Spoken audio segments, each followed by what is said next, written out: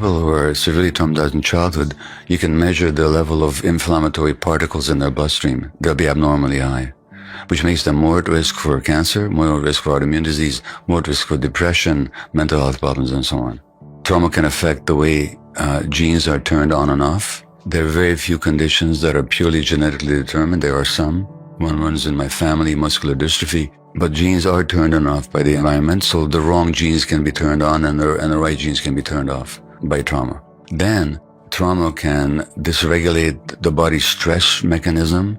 So people are secreting more cortisol and adrenaline. These are the stress hormones, which in the short term are life-saving, because if I was threatened or if you were, we would generate cortisol, adrenaline from an adrenal gland, and we would be stronger and faster and better able to counter the threat, either to escape or to fight back. But in the long term, those same stress hormones thin the bones, create more clotting in the blood, narrow the blood vessels, elevate the blood pressure, you get hypertension, suppress the immune system, put fat on your belly, creating higher risk for heart disease, makes you depressed. Wow. I mentioned racism. So if you look at the chromosomal aging of black people in this country, they age faster than Caucasians. And black kids already have higher blood pressure measurements than their Caucasian counterparts. It's got nothing to do with genetics. It's got to do with the stress of racism.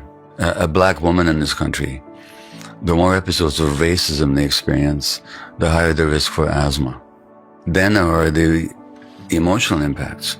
Like in my case, being given to a stranger gives me the sense of not being wanted, not being important. Then I develop behaviors where I try and prove my importance, so I become a workaholic doctor. And I don't pay so much attention to my family because I'm out there trying to prove my importance in the world.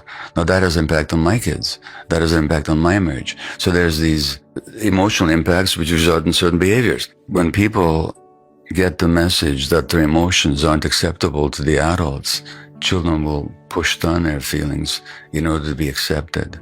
They'll try to fit in with other people's expectations, which then means they'll be stressed all the time, which then potentiates all kinds of illness.